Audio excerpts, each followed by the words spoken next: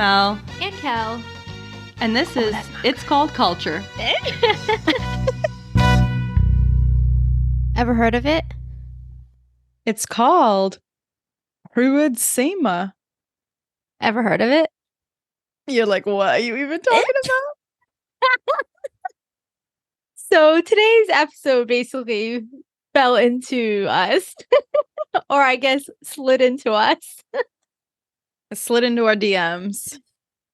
Everybody wanted to make sure that we were very well aware of the wine spill in Portugal. Of 2023. We had just done an episode on the molasses tank rupture and the molasses flood in Boston in 1919, like last week. And everyone thought it was incredibly odd that all of a sudden we had a wine flood in Portugal right after we released that episode. We manifested it. We did. One of our listeners told us that we did that, and it could be true. I'm a little upset that the way that I found out about this was through a Barstool Sports article. There is no universe in which I should be getting my Portugal news from Barstool Sports. You don't like that? Just not for your Portugal news, right? No. The poor girl who wrote the article got dissected in the comments. Like, they just ate her up. And I was like, there's a different breed of people who will comment on a Barstool Sports post. And it's not the people that I'm looking for to listen to our podcast. Those two circles in a Venn diagram do not intersect, okay? Okay. We don't want them to listen to us.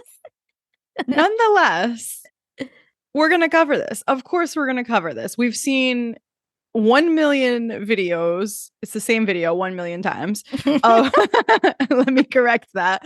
One video 1 million times circulating every news station in the mundo inteiro. Okay. But we're going to cover it in our own little fun way that we know best. So, for starters, Ruud Sema is the street that everybody sees on that video. Ruud Sema. It was a very steep street right next to a distillery. The wine was released from the tanks at the distillery, and everybody has seen the flowing red wine river going down Ruud Sema, which I just thought was incredibly ironic. Ruud Sema, mas o vem vá para baixo.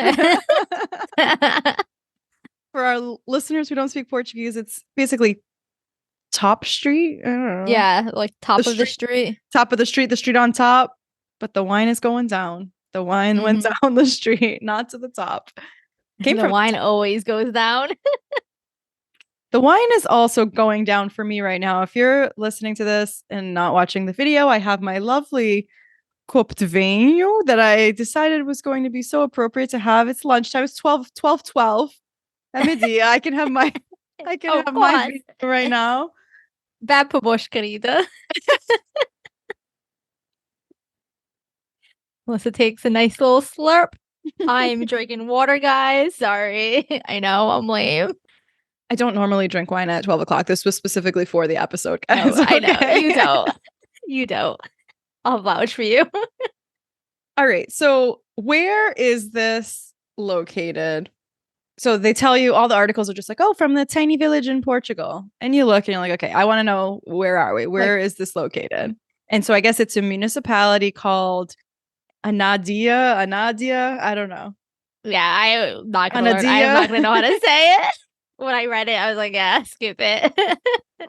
Anadia, Portugal. And within that municipality, there's a little village called São Lourenço de Bairro or something to that effect. And that's specifically where the distillery was located. If you're curious, just for shits and gigs, I looked up this Anadia municipality, and they got their own little flag. So cute. And what's on their flag, you may ask? A coat of arms. And what is on that coat of arms, you may ask? Uvas. Lots and lots of uvas. Flag is a nice purple to mesh with the uvas in the coat of arms. Oh, so they're like a little wine village, wine country, village, town. Napa. So one of the things that I thought was most interesting was initially when you hear wine spill, you're thinking exactly that. You're thinking like, okay, this is a winery of some kind, but it's actually a distillery. And this wine was not going to be consumed. This is surplus wine. Mm. They're basically getting rid of it. They weren't supposed to get rid of it in this manner.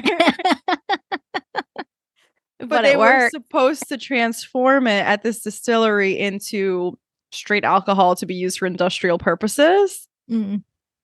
They get grants from the government for this. It's like government subsidies for the surplus of wine. And I don't know how the grants work, if the grants go specifically to whoever the winery was that had this wine in the first place, and then they are able to sell it to the distillery. I don't know how the money changes hands. Okay. I don't know. But somehow the government is paying for this wine to be turned into alcohol for industrial use. The distillery's name is Destillaria Levira. They've got a cute little Facebook page. And so, of course, I hopped over there and I wanted to see what they were saying. You deep dived. Are they going to take accountability or not? That's like my number one. Yeah. What's the PR situation for this Destillaria La Vida? Okay. Because as we know, in the Boston molasses flood, they took zero accountability. We've come a long way as a society, and it's not a good look for your PR if you're just doing that. So, and if you're blaming it on victims and such. Right. So this company did not. They came out hard and fast and said, we are very sorry. We take full responsibility and accountability. We are going to clean this up. Thank you for all your help. We're going to make it right. Good for them. I'm sure a lot of people weren't disappointed though, because it's wine. Exactly. And there were no injuries. So we can joke about this all day long. There were zero injuries, guys. So like this is a joking matter. Okay. They said on their own Facebook page, they called it, quote, bursting of two suitable to consumption DOC wine storage units. One tank collapsed due to a structural failure, and the force of that flow of wine knocked over the second tank. This is what they're saying. Okay. Interesting. Okay. DOC, I was like, what the hell is DOC wine? DOC is Denominação de Origem Controlada. Sounds good. It's a protected designation of origin for fruits, wine, cheeses, butters, and other agricultural products from Portugal. In addition to protecting like where the items come from, their origin, it also establishes regulations aimed at maintaining the quality level of the wines associated with a particular wine region. Clearly does not regulate structural integrity of tanks. Just going to throw that out there. Now, side tangent. Yes. You being an engineer and your husband being an engineer, when something like this happens, are your wheels turning, thinking like, okay, what could have been like the reason why this happened? Okay. Yes, 100%. And I specifically, the type of engineer that I am, I was an environmental engineer, and we dealt with spills and emergency response and tanks of really harmful chemicals. Yeah. So lots of regulations surrounding that. My first thoughts were exactly that. Like, okay, I'm sorry. One tank collapsed and then the force of the wine flow knocked over a second tank. I'm like, what?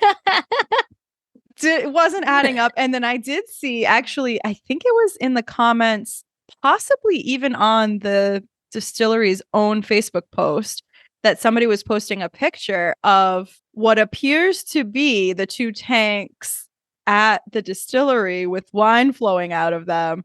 And they appear to be upright, is all I'm saying. Okay. All right. I didn't like dissect it entirely, but I did go to Google Earth images. I drove my ass right up into the distillery. You're a psycho. It looked pretty similar to the tanks they had on site there. So I didn't, cross-check the pixels on the image, but we're gonna get like a cease and desist letter from Portugal. Oh God. I'm just saying the tanks look like they were upright. So I don't know. Clearly something could have happened where there was a structural failure on one and it caused, I don't know, some valve to break off on the other tank. Yes, Right. that sounds Yeah. more reasonable. Maybe this is all just lost in translation. Also true. Because you did say it was the article in Portuguese? Or was this another article? It was a Facebook post in Portuguese, and Facebook is not notoriously good at translating. You wouldn't say, huh? Sometimes my family members will post on Facebook in Portuguese, and I look at the translation and I'm like, I can promise you that's not what they meant. I promise you that's not what they said. Oh boy. So no injuries, and really, honestly, not a whole lot of damage. Like I said, Huidsema was the big flood down the river that you saw, like the one parked car, and then like all the wine flowing down. Early reports are saying one basement flooded. You got one flooded basement. Out of this whole thing. The owner went downstairs just to, with like a thing to put it in a barrel. He's scooping up that wine. Is that the thing? Is like only one person reported that their basement flooded. You got a lot more vavooshas over there with the flooded basement, and they ain't gonna tell you about it because they don't want you to come and pump it out. Right, yeah. The one that reported it is a non-drinker. I'm hearing there was volunteer firefighters in this little village, and they were able to divert the flow to a nearby field at the bottom of the hill. To me, again, from my Google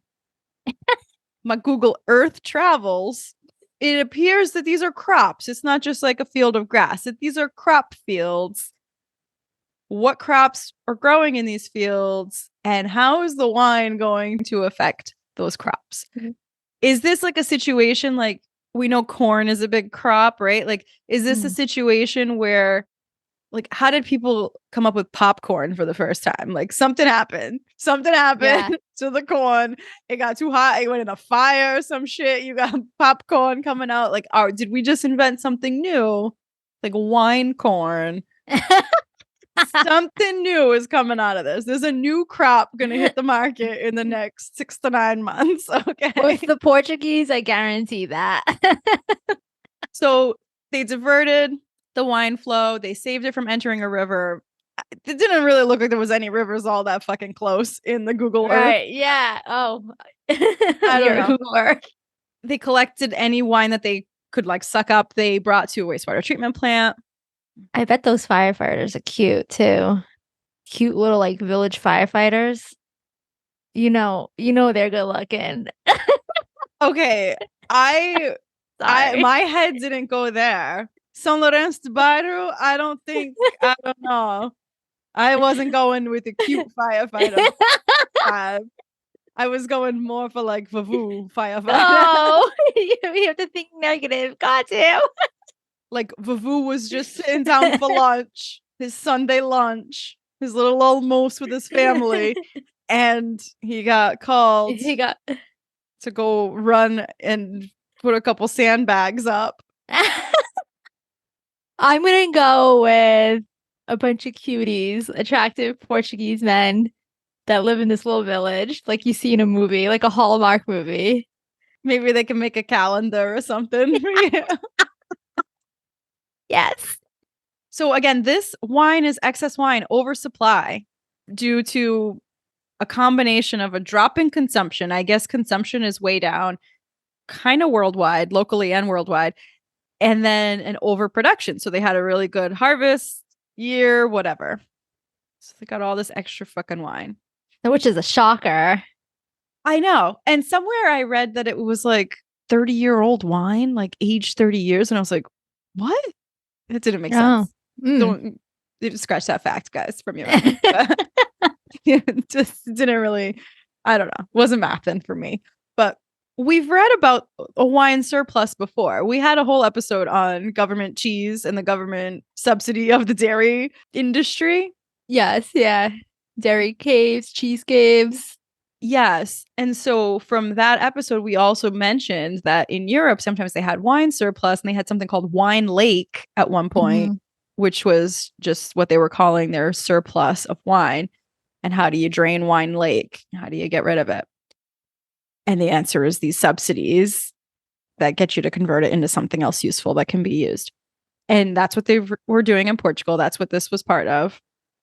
We read a little bit about the drop in consumption with this article in, like, I don't know, the Wine Economist. You're such a wine connoisseur. I'm not. I'm really not. And it was talking about, in decades past and all the generations of people that exist today and what wine consumption was doing over the years. And it sort of was like peaking maybe in like the early 2000s. And then you hit like a drop with the recession. And then it just kind of stayed low. Like it never really fully rebounded. And of course, COVID was like another dip that didn't really fully recover from. And now you have inflation at like stupid levels. Yeah. So people are just, I don't know, cutting it out. They can't afford it. I don't know. I don't know why it's dropping. But they were saying something about different generations and how they consume wine. And there was like a couple of different theories. And one was that like our generation just doesn't consume as much wine as prior generations. I don't know if it's like variety of liquor that's out there or the younger generations not being as keen to consume as the older generations. But then there was a second theory that was talking more about like, it doesn't matter which generation you're in. It's when you hit a certain age that you then tap into wine. So like we're in the queue. We're just about at the age where we would be like the primary heavy consumers of wine, but we haven't gotten there yet kind of thing. And like the younger generations are not there yet. Like it's an acquired taste. When you get to a certain age, then you start transforming into just drinking wine is what they're saying. So basically, like when we get older, we're going to be wine drinkers. It's 12:28 p.m. I'm 36 years old and I'm drinking a little vino here. So did you have to think about how old you were for a second? Yeah. Kind of happens after your 30s. Yeah.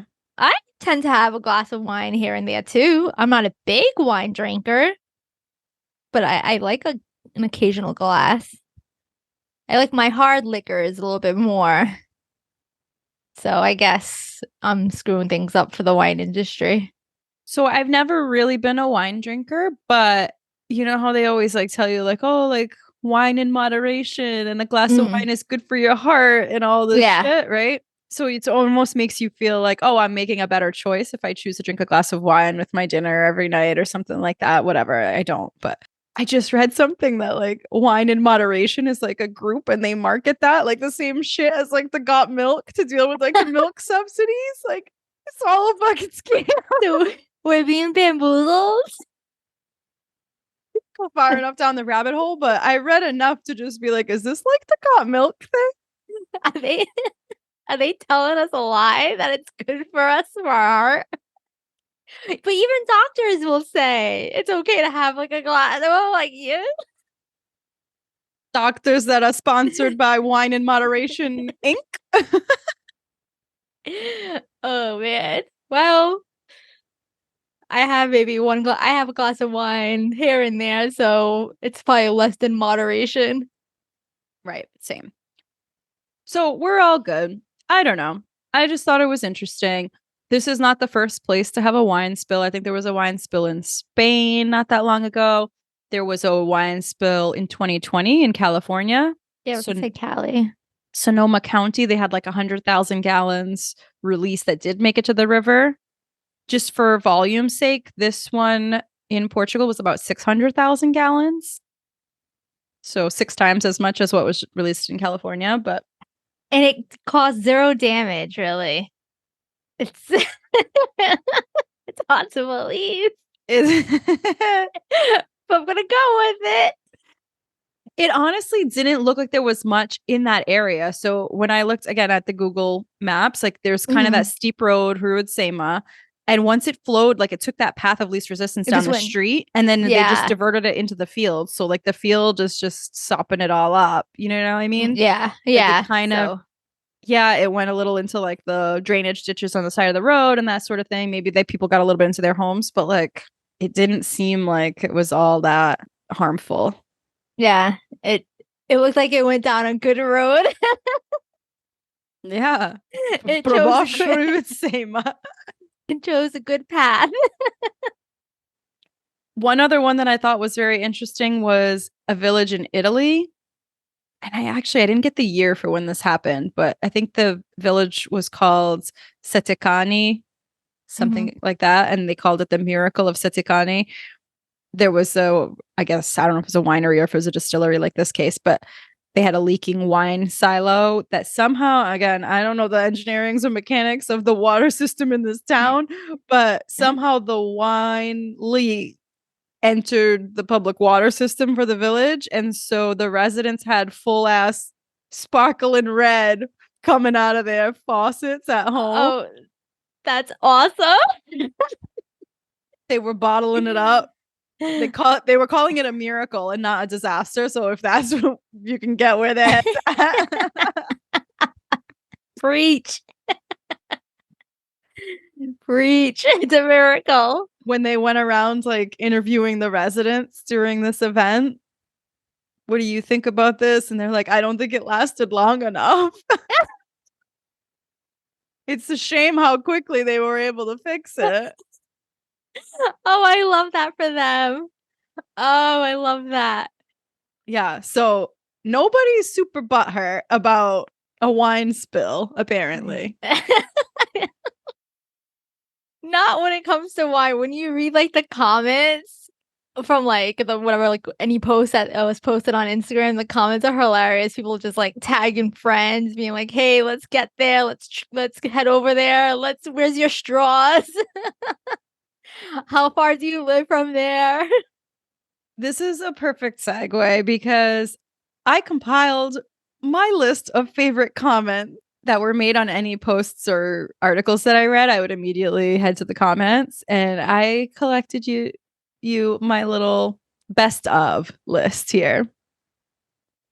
There were a lot, especially on the distillery's Facebook post, that were lots of variations of força, like stay strong, and sempre frente. It's my favorite. It's one of my favorite sayings.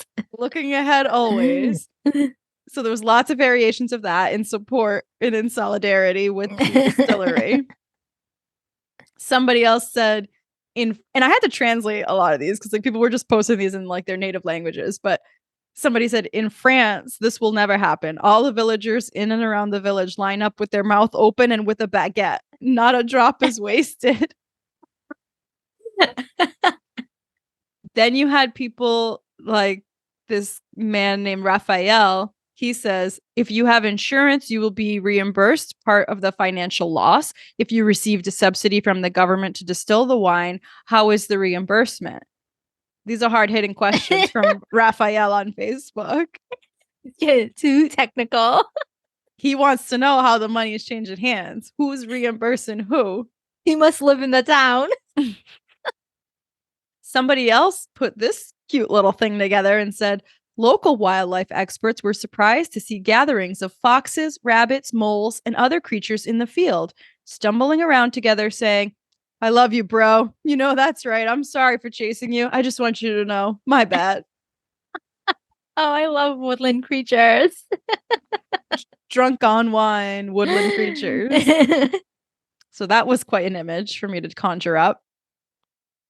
Somebody was coming in hot with the conspiracy theories and said, LOL, the tank didn't burst. They released it because they got too much wine and want to claim insurance and reduce the volume of wine to keep prices up. Of course. This is a quote. This is not me saying this. This one's a funny one. Somebody else suggested, did they divert it from the river because fish with red wine is wrong? Had it been white wine, sempre frente, va para Ribeira. It doesn't matter. Oh my gosh. Somebody else said, well, that's better than molasses. Yep. Absolutely. Just the irony of molasses being relevant again. a week after we podcasted about. Even though it's something that happened 100 years ago, over 100 years ago. We manifested it. That's all I'm saying. Somebody else said, I was hoping the video would show someone opening a door and diverting it into their house. I could picture it. Yeah. I like this next one. Imagine the fruit flies. You know. The fruit flies. They better have those little like dangly beads in the doorway for the mushkas that are gonna come in. I like this next one too. It says, and thusly the Portuguese Party Fowl Festival was born. Because you know that's how it happens. It's like this village one time had this wine spill, and now every year on the data of the wine spill is going to be the festa of the Vinho Sema. Of course. If we can find a reason to have a festa, we will. It's like every year, like 100 years from now, they're going to be pouring wine down Rua de Sema as part of their annual festival, and you're going to be wondering why. It is. It's so true. We're part of history today, folks. Okay, this one is one of my favorites because it was a crossover that I was not expecting. This video of this stupid Rua de Sema with the wine flowing down, it was everywhere. Yeah. Okay. I watch Big Brother, the TV show on CBS called Big Brother. That's no surprise. We've interviewed Big Brother house guests on the show in the past. It's a bunch of people. They go in a house. It's kind of like Survivor. You vote people out. Somebody that is left standing at the end wins a bunch of money. This past week in the Big Brother house, 2 house guests got a punishment during one of the competitions, and they had to dress in this full ass canoe. Like there's 2 holes in it, like this big canoe thing. And they had to carry it around and stay together in this canoe for like, I don't know, 4 days, right? Like whatever the amount of time was. And they were in full like whitewater rafting gear, like the helmets and like the big vests and the paddles, right? And they had to stay in that together, like chained together in this canoe, walk all around the house, go to the bathroom, go up the stairs, like everything. And I look at updates on Twitter all the time for Big Brother because they're in the house right now and there's a 24/7 camera feed on them. And so I get updates for the show. And when I ever went in there and I saw an update of these 2 freaking women in their little canoe and they're going down Rua de Sema in the wine flow, somebody photoshopped them in their canoe going down Rua de Sema. And I was like, are you kidding me? And that was fast. That's fast. It was fast. And it was just like such a crossover for me because I'm obsessed with Big Brother. And it's not something that you would typically have any connection to a little village in Portugal. Yeah. So the fact that somebody did that was just hysterical to me. And I'll have to maybe post that video, but yeah, I want to see it. I don't watch Big Brother, but I want to see it still. So if you were there as a witness to this all happening and you saw like the little old ladies coming out to like witness this wine flood, what do you think would be coming out of their mouth? What is the phrase that would be coming out of their mouth?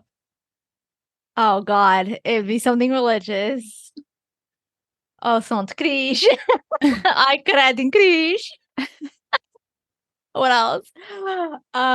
E me casa, me plantas. Ainda tô aqui, graças a Deus. Yes. Oh God, so many things. They would be so upset about the wine being wasted. Ah, que pena. Yeah. Yep. Do you think they are out there today with the soap and the water and the brooms getting the purple out of the streets? I was just gonna bring that up. They're definitely cleaning their streets today. Absolutely. And like the high watermark that is like on their house in red right now. Yeah, that would be a problem. Yeah. On the nice white stucco. You're taking the words out of my mouth. The stucco. All right, guys. We're out of time for today, but we hope you enjoyed our little recap of Rua de Sema. Vem pra baixo. The wine spill of 2023. Hashtag never forget. Thanks for listening, guys.